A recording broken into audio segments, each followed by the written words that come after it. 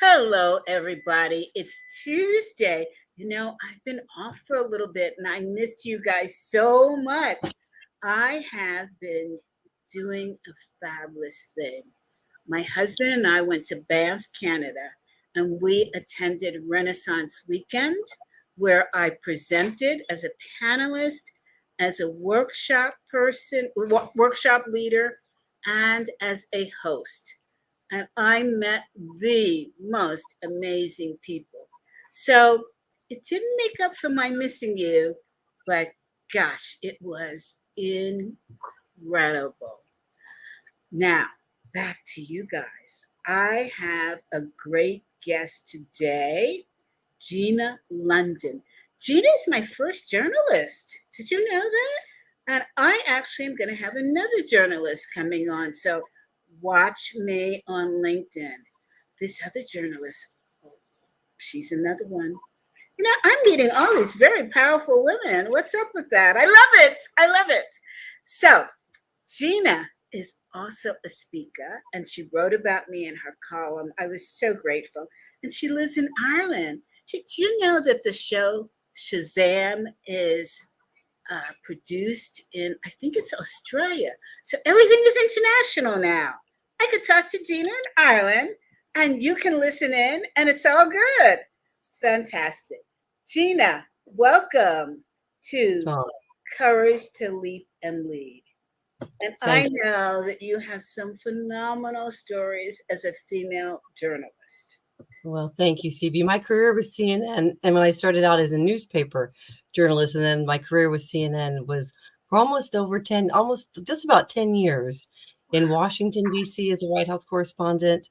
I lived in it and worked in Atlanta as an anchor. I covered environment in Colorado, and then my last port of call until 2003 was with CNN in New York with the coverage of the 9/11 and the post-terrorism uh, war on terrorism, as they called it. But I had the fortune of covering politics, of breaking news, of weather, of human interest stories, of sports. And what I always captivated me and what got me into journalism in the first place was the ability to help people tell their stories. And so that's really what drove me as a girl from a small town in Indiana to ultimately being in that White House press briefing room in Washington, D.C., and getting up the courage to raise my hand and ask a president a question. So it's been a journey, and I'm very passionate now about stories, storytelling, helping other people then be able to tell their story with the same sorts of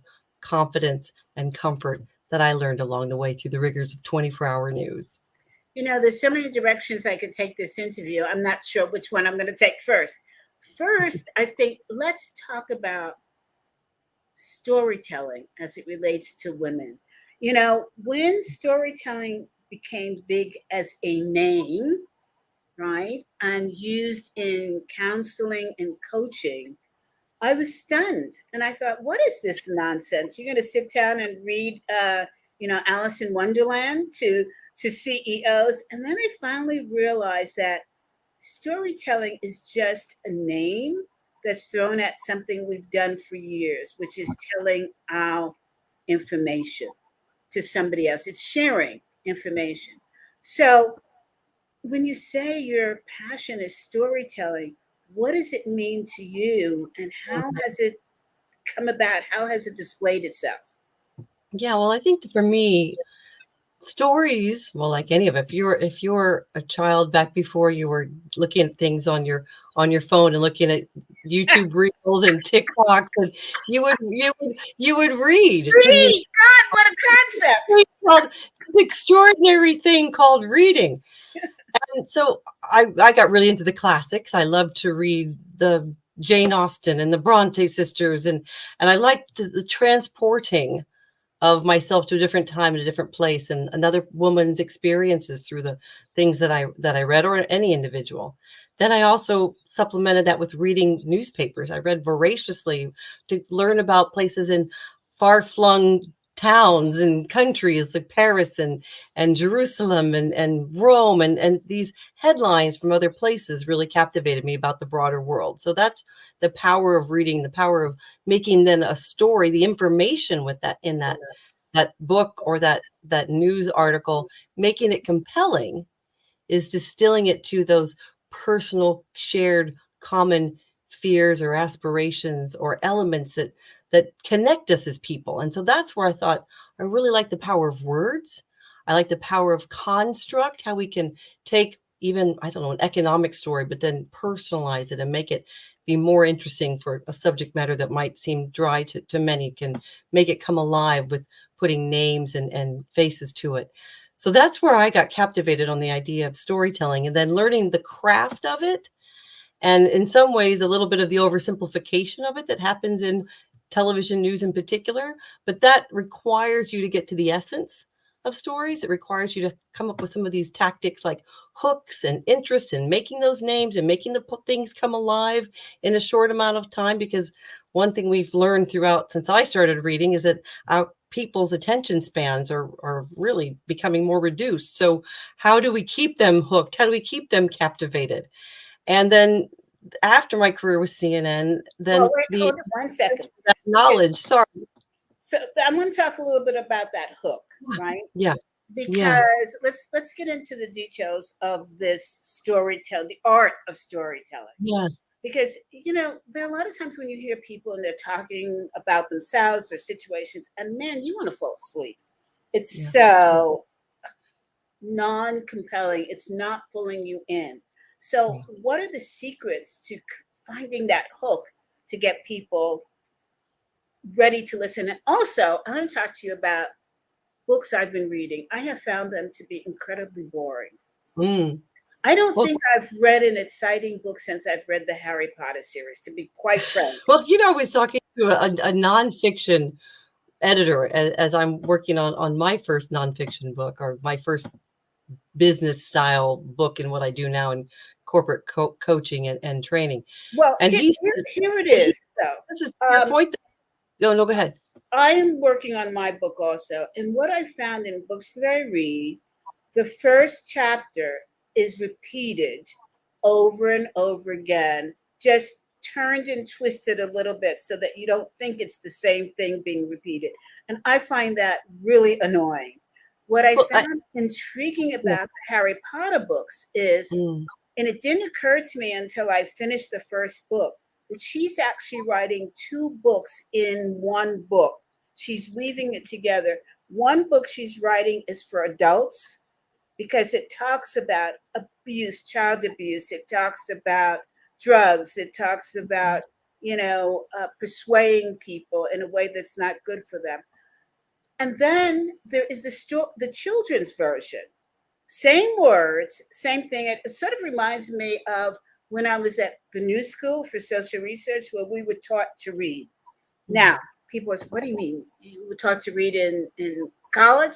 Yeah, I was taught to read in college because we learned how to read what was not written and how to massage the data of what was written. That, to me, is a good writer. Not what we're seeing now. So how does storytelling fit into this? Well, yeah, interesting threads that you've just raised there too. A couple of things that I'll pick up on is one, the idea that how do people stay with it? If you if you have more than a minute 30, like what I would be doing in a CNN report, but you're wanting someone to read, what's that story? How are you compelling them to continue? Maybe you've got these dual angles like you were talking about with J.K. Rowling. Maybe you've got people that are becoming more interested in critical thinkers as they're reading. But what I was going to say is I'm finding from now the research that I'm doing around what books are being published and how readers are digesting them, that the editor I was speaking to says, let's face it, people only read the first 3 chapters of any book. Oh my God, I thought I was the only one. So you're not. So what does that say? That's a real challenge. And it's like, well, I better make something more interesting, or I better put all the information in the front, because they're not going to read for. So what I try to do from a speaking perspective with the clients that I work with, and I hope I can do it in the book too, is to add those levels of story that isn't just pedantic instructional, you do this and then you do this, like a cooking show description, but you build in some stories about intrigue and what was going to happen and make people wonder more about the shared experience and have them feel like, oh, I can relate to this. That's the whole idea about stories, is that if it's just information, only one little part of our brain is lighting up. If you start to talk about colors and scents and seasons and temperatures and things that we have a shared human experience around, then that lights up more parts of our brain, and that makes us stay with you as a speaker, hopefully as a reader, and want to turn pages and want to keep going. So it's important, I think, to keep that focus when you're speaking. Add a story, have it be interesting, have it be colorful, have there be a friction, have there be some tension, have there be a resolution, have it have common human characteristics of triumph or of disappointment or of vulnerability or of failure. But if it's just do it my way or do this, and it's one of those sorts of instructional manuals, I think people will tune out. Yeah. Let's go back to the word you just mentioned, tension. How do you create tension in what you're writing? Well, I think one thing, again, first of all, know your audience. Find out or try to consider what it is that they're hoping for. However, if you're going to be, if you're writing fiction, I'm not a fiction writer. I really can't be speaking too much about. Neither am I. Yes. Involves story plot and involved subplot and easy then. Yeah. And there probably be a whole other discussion about a mystery and how you unfold and how you tease them to read the next chapter. But I think some of the same approaches and the same applications should be relevant. So if you're going to be exciting people about what your book is going to say or what your presentation is going to say, keep being aware that this person or people that are reading it are reading you for the first time.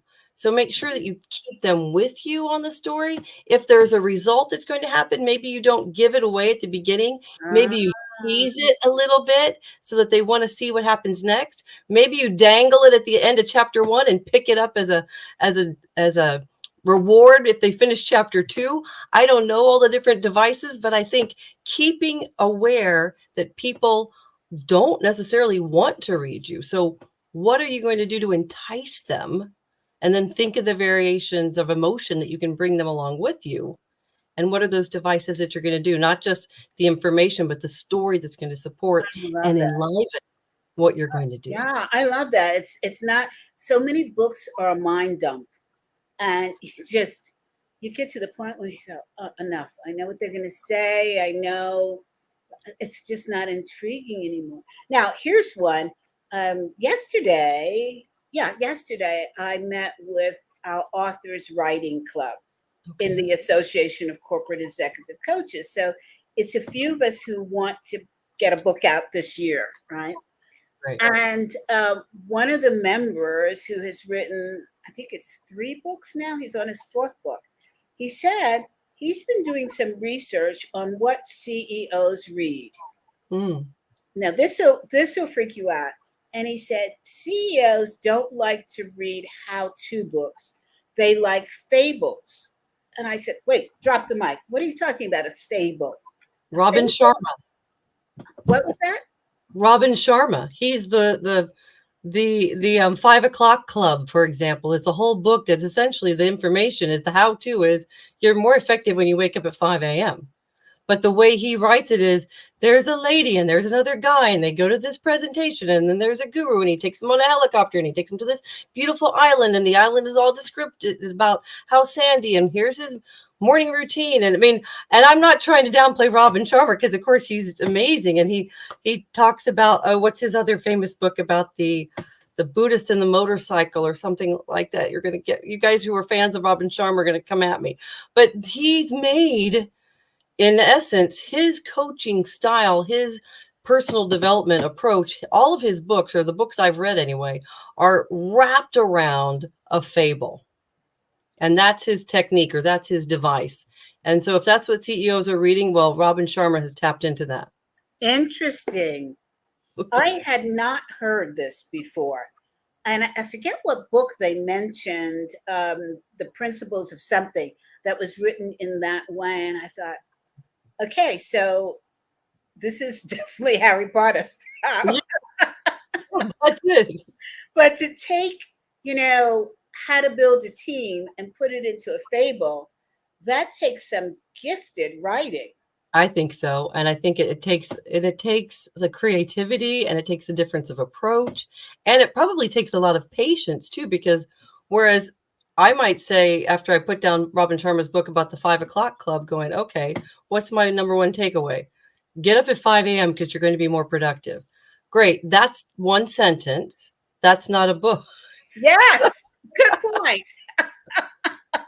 Well, I'm going to have to look those two books up because I'm curious to see how he did it, what the specific style is. Although my book is three-quarters of the way done. So, Yeah, well, that's the thing. And I did hear from another Dave Jennings, and like again, I can't think of the name of his particular many of the books he's written, but his word of advice for me and for others, and yourself included, the book you publish is better than the book you don't. So don't oh, scrap I it. love Get it, that. get All it right.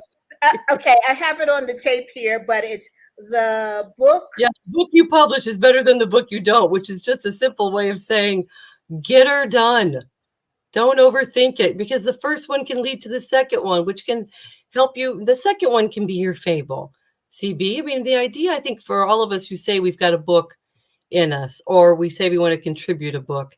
And I had a hard time with this myself, and it's taken a lot of discussion and a little bit of reflection too, discussion with other published authors, Roger Connors and Liz Wiseman, some of the other well-known. Do you know Liz? I know Liz. Well, I met Liz through Dave Pilfer, who's potentially going to help me with editing Wow. my book, Yes. and her, and I will be very upfront because her sharing with me, because she's very academic and very well thought out, and lots of footnotes, and it's really, I mean, she showed me all of the notebooks and the post-its that she goes into, the amount of research to make That's like Rita McGrath. Have you book. read her book? Rita Who? McGrath? Oh No. my God. It's called Seeing Around Corners. Okay, I think It I've heard is of a that. mind blower. Yeah. Okay. You're going to walk And, around and the takeaway, paranoid. yeah, well, and the takeaway from Liz, though, which I found actually very difficult to, as a former journalist, to embrace, she said, "What's your big idea?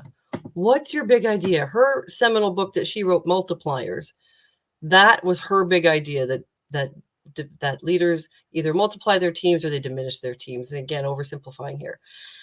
And I'll be real honest with you, Liz, or with CB, that when Liz said that to me, I had a real crumble of ego or self-confidence around that, because I thought I don't have a big idea, in the sense Mhm. that, and here's why, and I think this can be a self-limiting thing for lots of people. So hear me out, folks. When I was challenged to have a big idea, don't forget, I come from, like CNN or not like CNN, I come from a real journalistic background where I would interrogate every word I would say. I wouldn't say, for example, if someone was in a court, that they believed that something, or that they were angry. I would say they appeared angry, because there's a nuance in that wording. Mm, So yes. that was very tough for me to go, oh, I have a big idea that's never been said before. Are you kidding? And Yeah. I would even push back on Liz, with all great respect, that the idea that there's a multiplier or diminisher is not hot off the press. But see, this is where I think now, on this evolution of thought about it, is that if you think it's a big idea and you haven't heard it talked about a lot, and you can stand up for why your approach to this big idea is a big idea, and it can cut through some of the other derivations of that big idea, by golly, you have a big idea. And I think that Absolutely. is important. And I Absolutely. I totally agree. And I went through exactly what you're going through. did you? And Okay. my mentor said the same thing to me. Exactly. And I just went through it again. So once you go through that and you start writing your book, you are going to go through it again and again and again. And it's really what we're talking about is, what is your aha moment? Yeah, Because what's an aha moment for you is going to be an aha moment for somebody else.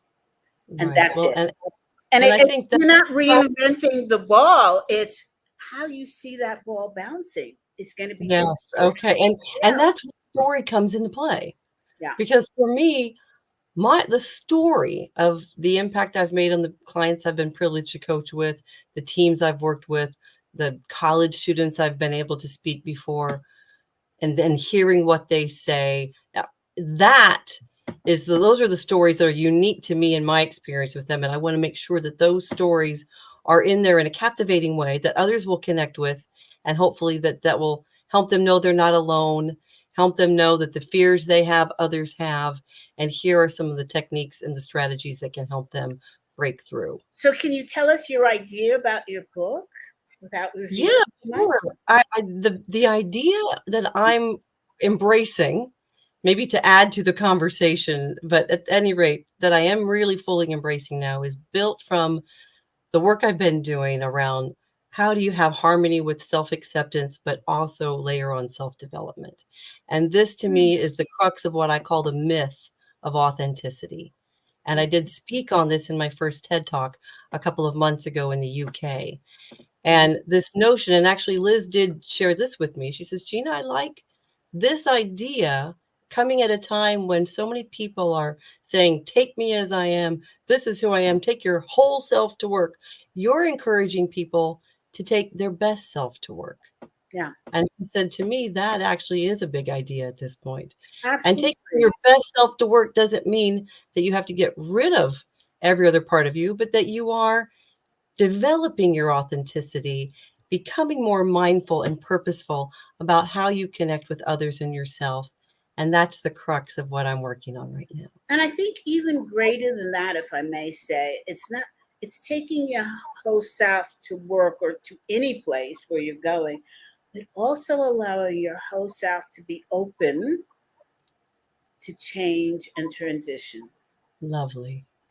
And so many of us are afraid of that, Yeah. including myself, because it doesn't mean that you're afraid all the time. It means it's specific driven. Yes. And each time you run into a situation, it's not going to be the same as before. So you have to open yourself to say, how am I going to handle this situation? What can I learn from it? What could I add to it? What's the value that I can bring? That's And to great. That me, idea, that's your thinking about truth. what's the value I can bring and how can I be open Yeah, is absolutely. something different than how can I change myself just to be manipulative or exploitative to achieve my goal. No, but how can I be adding value and genuinely care A and lot of enrich the people relationship I have struggle with with someone that, else? especially I think people of color, Mm, because the concept is if you change, you're not your true self. yes. If you change how you look for work, that's not the true you. And you see it now, even people who are of color and who are not of color. Let me wear the earrings in my ear that are 10 earrings, on my nose or my forehead or my eyebrows. Because the environment or the culture that you work in does not represent that same look. It doesn't mean if you take them out to go to work and put them in the minute you leave, doesn't diminish from who you are. You're a person. That's just accessories. I Mhm. choose to change my glasses for a different podcast. That's an accessory. Right? Yeah. I'm not changing who I am. I'm just changing the glasses. And Right. I think we have to recognize that. We need to accept that instead of fighting the changes that can really make us more whole. Right. And stories like that, and stories like the others that you were just talking about, if we can build those stories in to help people see themselves in them and see that, oh, you mean I can still do this and this? It's not an Yes. either or, Right. then that could be an exciting way. And that's where stories, again, are so powerful to underpin anything so that we can find more of the ways that we can connect and not more of the ways that we are different and can be divided. Yeah, here's where I stumble. So my book is, as I said, three-quarters of the way done. And when I went to Renaissance What's your Weekend, big idea, CB? What's the big idea on your book? courage. Oh, right, of course. Yes, that makes sense. But, Brene Brown has written about courage. So people said, oh, like Brene Brown? I said, no, not like Brene Brown. like C.B. Bowman. Yes. And so it's looking at courage from a different perspective That's it. than the other great viewers of courage, because we've examined courage throughout the decades. But somehow we have been lost in the word as meaning some macro thing that you have to do, instead of looking at the micro things that you do that relate to courage. Yes. And so when I went to Renaissance Weekend and I met these extraordinary people, extraordinary. And I'll give you a great example. I met an astronaut there, and he was talking about walking on the moon and what it took to prepare and everything. And after I spoke to him, I said, gosh, that would be exciting, but I'm dyslexic. I could never do something like that. The learning and everything. And he said, CB, I'm highly dyslexic. I said, what are you talking about? I said, no, there's no way you could pass all those exams. He said, when you really want to do something, you figure out a way to do it. And I thought to myself, how did I get through grad school being dyslexic? I figured out a way. Now that's courage. Yes. And those kinds of acts of courage we need to applaud and recognize that we do every single day. Yeah, that's true. And because it gives those little micro courages will give you more courage for the other ones as they go on, won't they? Exactly.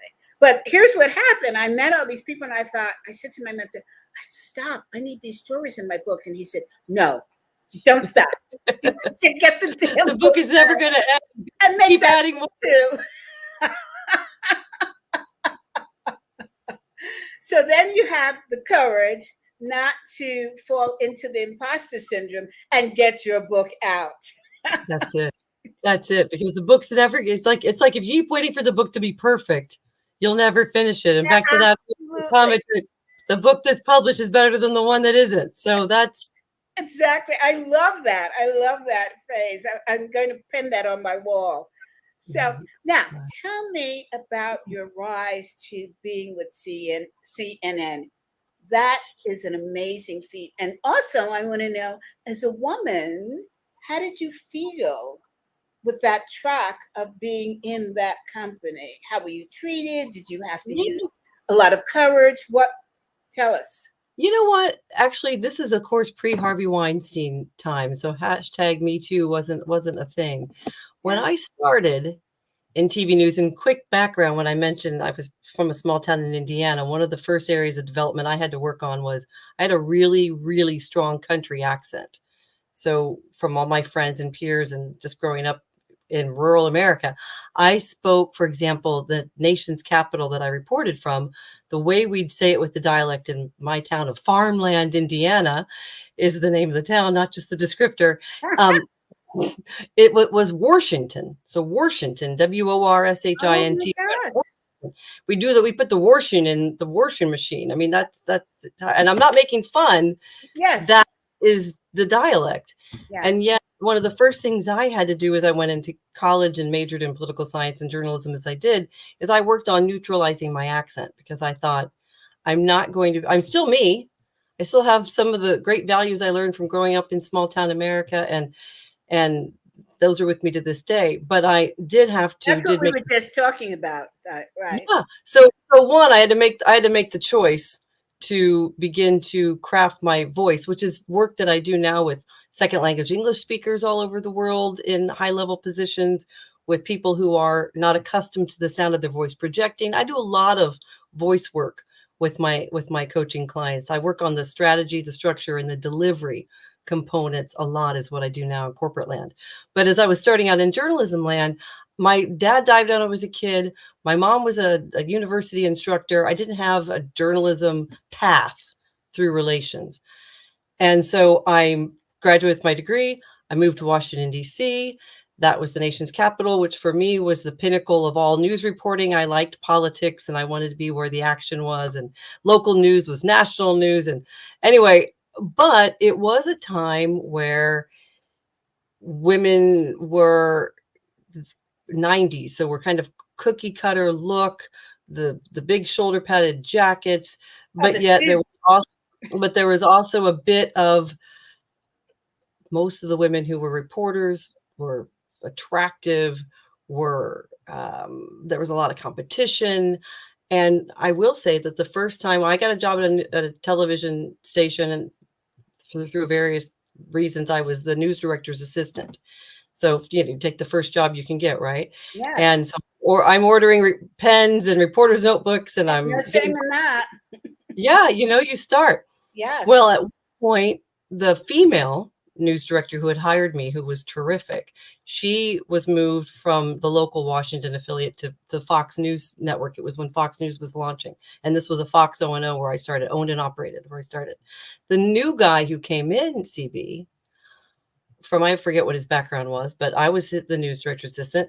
I wanted to be, oh no, I had started writing at that point, overnights. And I still wanted to get known as someone who'd wanted to aspire to be a reporter. So here's the story. I made a little reporter's reel, pretend stories, but I actually wrote them, and then I go with the videographer and shoot the stand-up so you could hear my voice and all this kind of thing, because I was determined to not have to go to a small market and work my way back up to the Washington market if I could. So I thought, I'm going to be a very grown-up girl. I'm like 23, 24 years old, and I'm going to make an appointment with the news secretary to the news director, and I'm going to go to lunch and hand over my tape. It was beta tapes at this point. We're not doing digital. And I'm at lunch, and he agreed to have the lunch. We're at a regular restaurant, and CB, I put that I'll never forget. I had the cassette like this to slide over across the table. He put his hand on my hand, and I said, I really want to be a reporter. Put his hand on my hand. He says, I'm not faithful to my wife. That's exactly the words. Get out. Like that. What did you do? Well, you know what? It was, and I didn't know what to do. I didn't know how to process. You're questioning your ears. Are you hearing that properly? What is he indicating? My hand's still under his hand. What am I going to do? And just as it happened, the waitress came over and wanted to take our order. So the hands went away, and it was like as if the incident never happened. And then you start to question yourself. Did I hear that? Did that really happen? What was so long story short, in CNN, I never had any kind of sexual harassment. At that station, owned and operated by Rupert Murdoch, and ultimately this guy got fired because he did this type of thing to many of the other up and coming young women who aspired. Wasn't a Matt Lauer type of situation, but it was definitely a situation where he was targeting the young 20-something women who were hoping to do something different besides the current role they were in. And then a friend of Rupert Murdoch came in, and this guy was just appalling. And he ultimately got fired as well. And at one point, I had the female head anchor had seen some of the things that this other guy he had treated me in particular, because he called me into the editorial room where they were having the newsroom meeting about what was going to be on for the day, and had me and brought me in, and in his Australian accent, because he was Australian, he said, I can't do it, but he said, Gina, get up on that table and show him your gam. She's got a great pair of legs, guys. I mean, just weird stuff. And just what did you do with that one?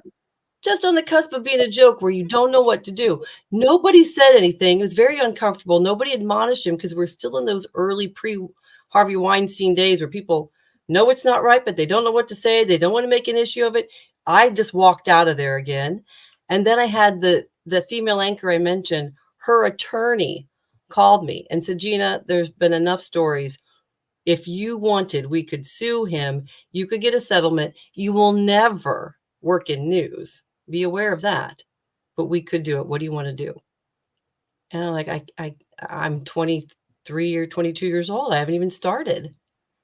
So I stayed. Luckily, he was such a jerk that he made similar comments to the general manager of the New York station, who, by the way, was a woman, and she had the clout to say, and he was shipped back to Australia in no time flat.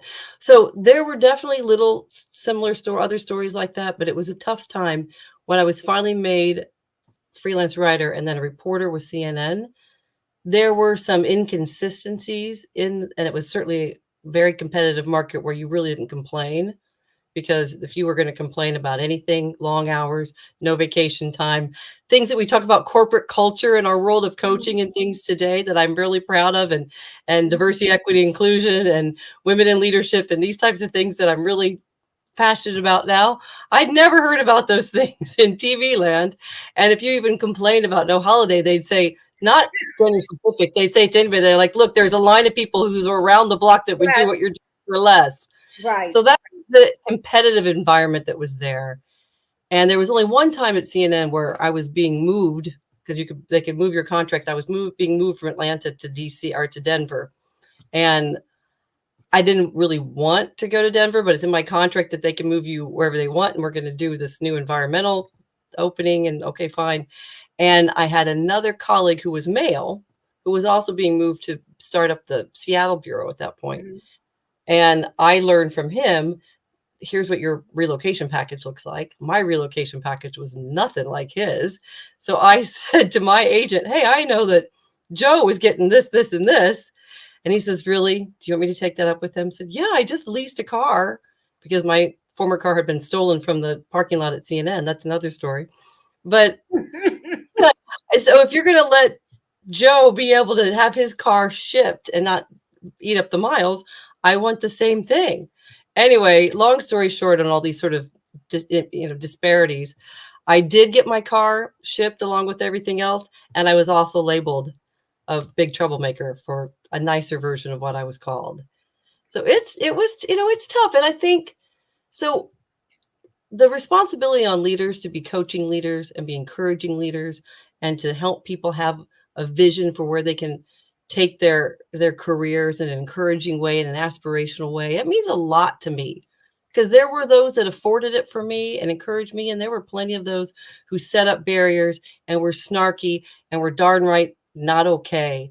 And I think that's the type of legacy, and the people that I work with now are those who have a heart. What do they have in common? They want to be purposeful, positive leaders who are role modeling the behavior.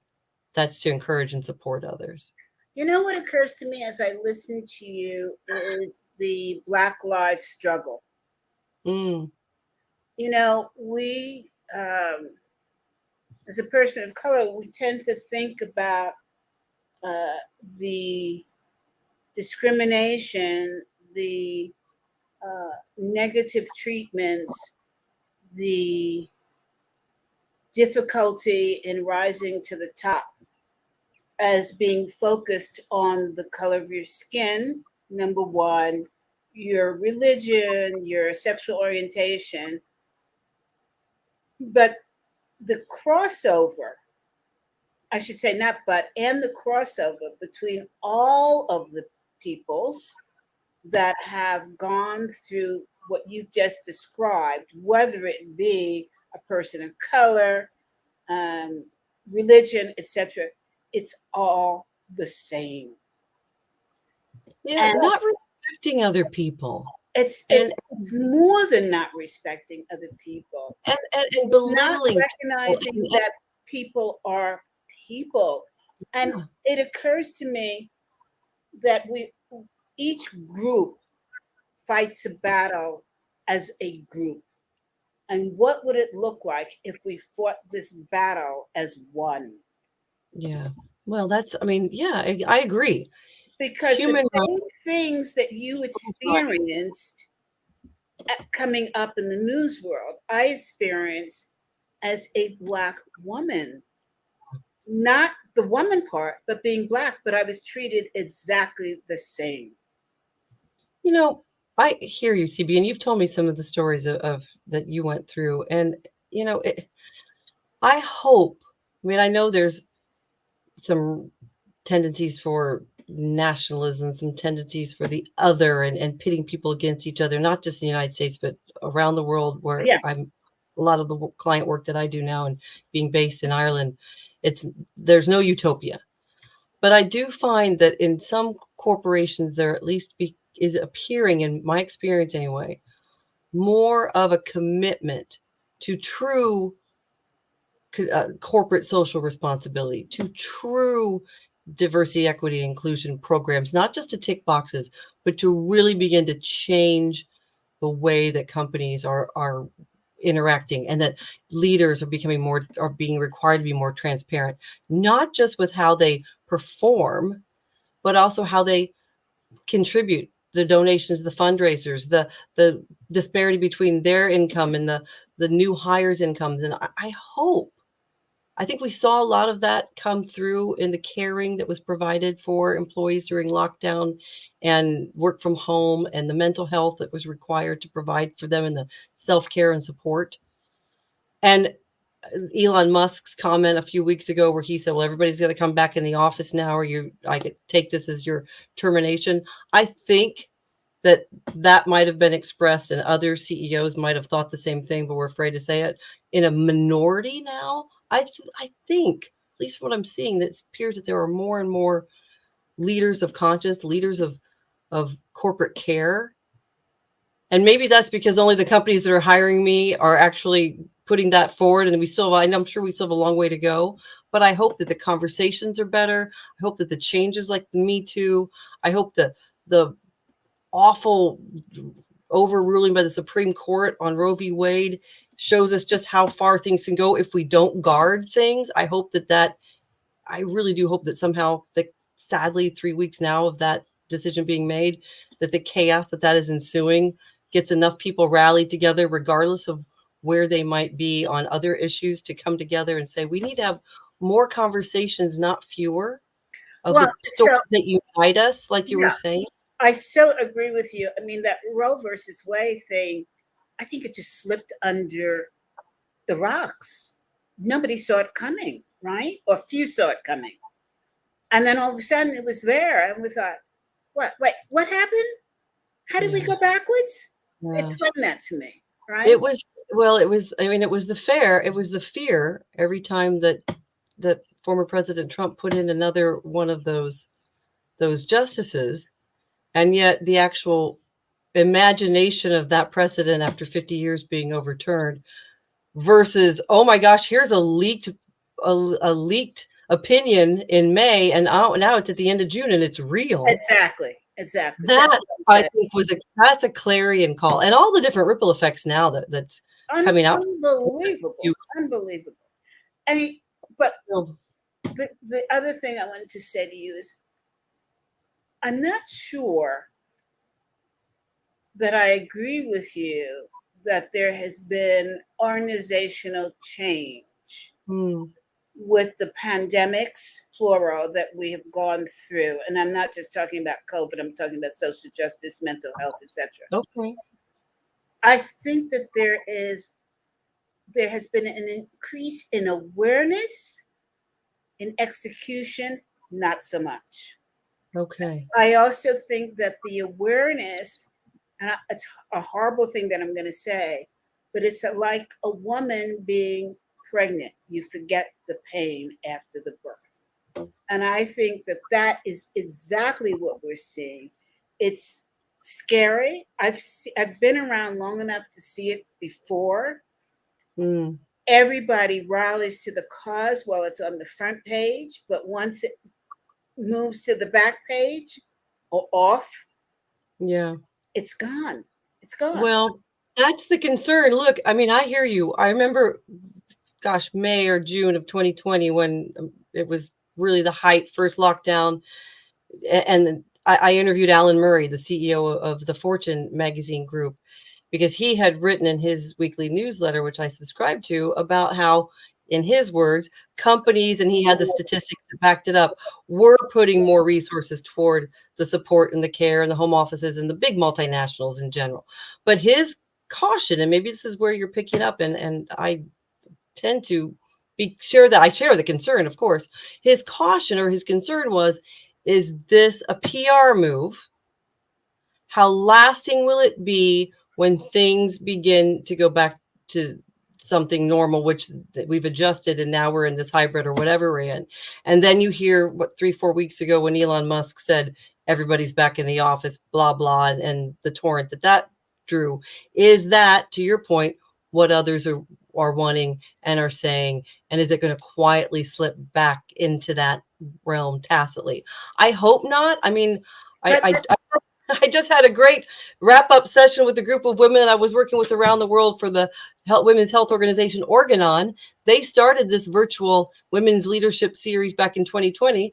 Now they're still going strong with new cohorts, so they haven't pulled the investment commitment on it yet. But hopefully some companies are. But you're right, it doesn't mean we should be complacent and expect that it's going to be continuing. there's so many disparate groups that nothing is moving. I applaud this group that you spoke to, but here's what's happening. Yeah. It's the chain that has too many broken links. And let me give you a really good example. Right after the killing of Floyd, well, not right after, what, maybe a year or so, we have the Super Bowl. Yeah. And on the Super Bowl was the Jeep commercial that I just gagged when I saw it. What it was is they had Bruce Springsteen talking about the coming together of America. And they showed farmland, the cowboys, the this, the that, the great cars. There was not one person of color. Stop it. Are you serious? See, I didn't watch the Super Bowl that year. I wasn't, I wasn't unaware of the Super Bowl. That's awful. Okay, so we're talking about, I'm sure if you go to the CEO of Jeep, oh yeah, we're definitely for DEI, et cetera, et cetera. When it got to your ad age, how did we your miss that? advertising agency, not so much. Yeah. And who was the keeper of that? Well, that's it. The consistency of the care. And okay, here's a question for you then, because that happened. What was the response when it was pointed out? How did the CEO of Jeep, because I don't know this story, I confess. I don't know if it was pointed out. However, they pulled the commercial. The reason that they gave pulling the commercial, if I remember correctly, was Bruce Springsteen was caught drunk driving. So we can't have him representing Jeep commercials. Oh, so there was no discussion about the lack of diversity on that. No. Well, look, no question, we have not arrived. For women, people of color, for the LGBT plus community. I mean, we have not arrived. And that's why conversations like this, what I love about virtual connections and technology is it is helping us stay connected. We're hearing stories from people from other parts of the world that we wouldn't hear otherwise. News is traveling faster, or citizen journalism is traveling faster. And I think the conversations are continuing. I have great hope for my daughter who's 14, her generation. I'm no utopia Pollyanna, as I mentioned, but I do think that incrementally things are changing. Now, do we have a long way to go? Yes, but are we taking backward steps like with Roe v. Wade and the Supreme Court's decision on guns and climate in the last month? Yes, but gosh, I do think that people like you, hopefully like me, we're still out there trying to do the ripple effect, trying to keep that power for good, trying to keep having conversations and stories and coaching around be courageous and lean into being a positive force for change. I hope. Hope springs eternal. We just need to make sure that it's more in the now than eternally. Oh, it's about progression, not perfection. We're far from that. I will say that the awareness factor, especially with social media, has extended the memory. And my hope is that the memory does not have a broken link in it, right? Yeah. So that we can continue to keep these important subjects in communication. Yeah. And reaching towards solution. So the great news is we have social media on our side now. The bad news is we have social media on our side now.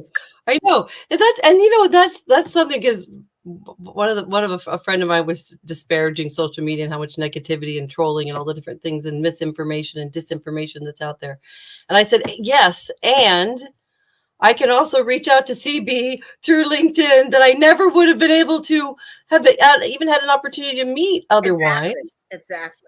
You never know. You can still plant seeds of positivity. It takes effort, but boy, it's sure a lot better to be planting a seed with you than being out in my own, looking Absolutely. around and not having that connection. Hey, Gina, we've got about 10 minutes left. Tell us what you're up to now. Two things. Tell Yeah. us, well, no, I'm not going to ask you that. I think we answered it. I was going to say to you, what was the most courageous thing that you've ever done? And I think it's staying in the journalism field. Well, Okay. I mean, So, it's funny. Yeah.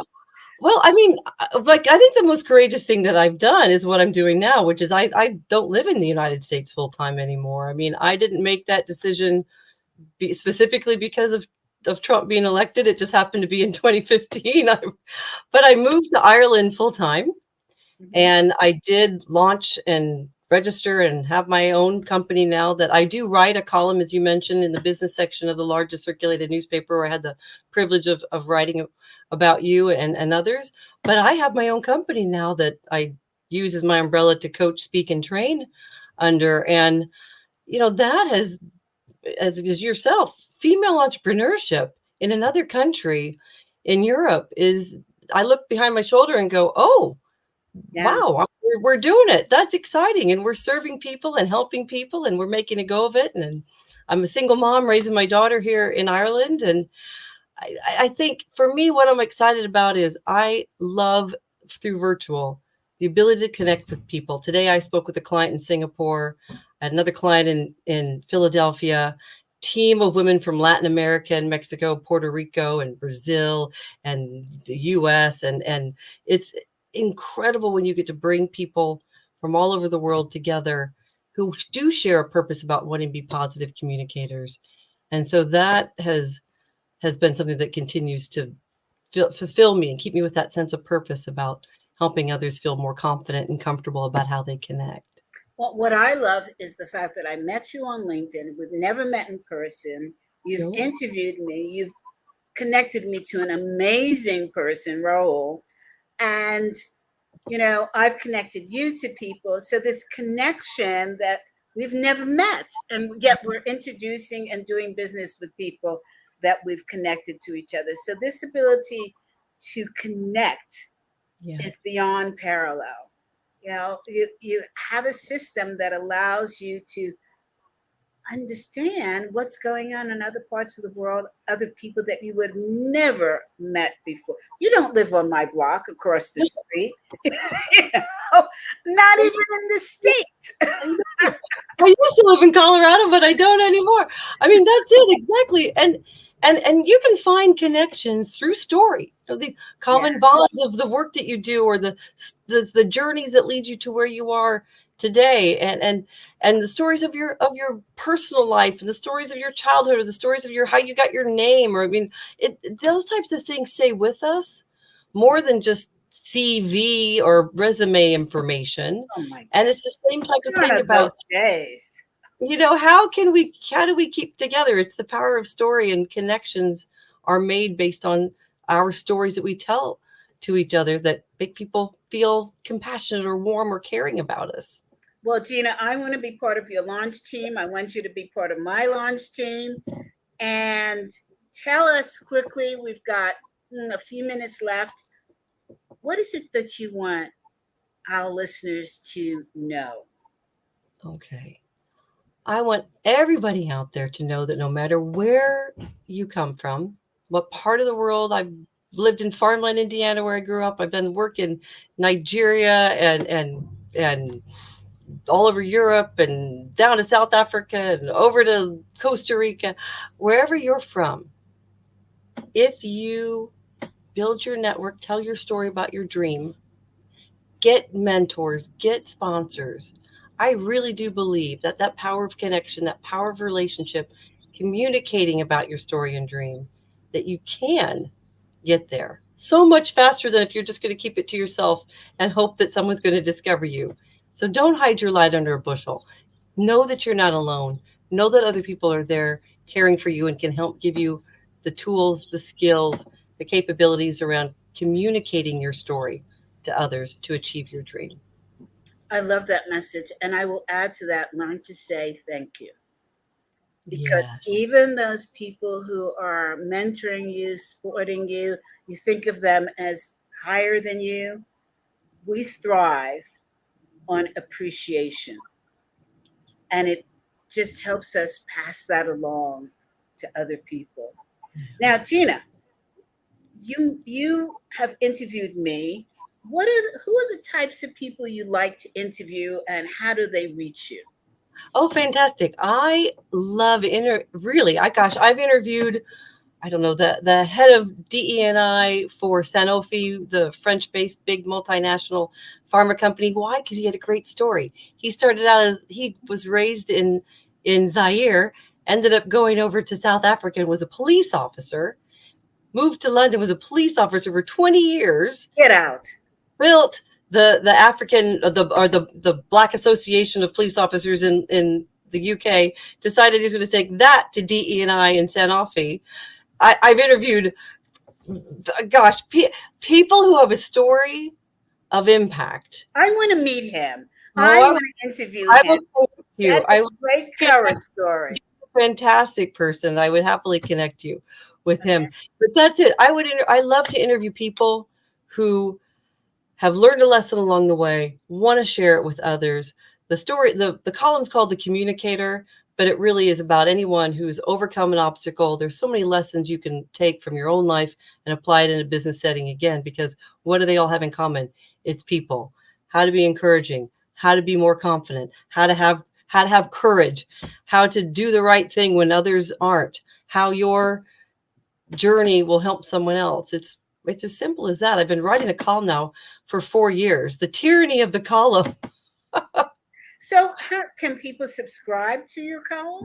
You can, great question. You can find the column simply on the Sunday Independent website, which is the newspaper here in Ireland. Like I said, it's the largest circulated newspaper in Ireland. Back to our original opening conversation, people still read in Ireland digitally and online. The circulation is almost 1 million for a country that has 5 million. That's Wow. 1 in 5 people buying that paper or finding that online. And then you can find me on Instagram. You can find me on LinkedIn, like you and I found each other. And really, my hope is just to help any human being feel more confident and more comfortable about how they connect with others and themselves, because the first person we talk to in the morning and the last person we talk to at night is ourselves. And our self-talk can be more managed, more positive, and a lot of people forget we need to start there. Oh, yeah, absolutely. And so I will say, Gina has a packed schedule. So don't expect for her to return your calls right away. But I will tell you from experience, she does return the calls. And Thank you. you're just so lucky that she does. Well, you're very kind. I have a lovely assistant. So you can find her at julia@ginalondon.com. And my chief of staff will help coordinate my schedule. Good, good. Well, I'm glad that we know how to reach you. And by the way, I have to go through the same mechanism to reach her. It's She's just busy. Busy. She's busy helping the world, which is good stuff, right? Gina, we got you to blush. True. Thank you so much for coming on the show. I do want to have you back. I want to talk about some of the people that you're interviewing. They sound phenomenal. Introduce me to everybody who you think has a great courage story, because as you know, my book is about courage.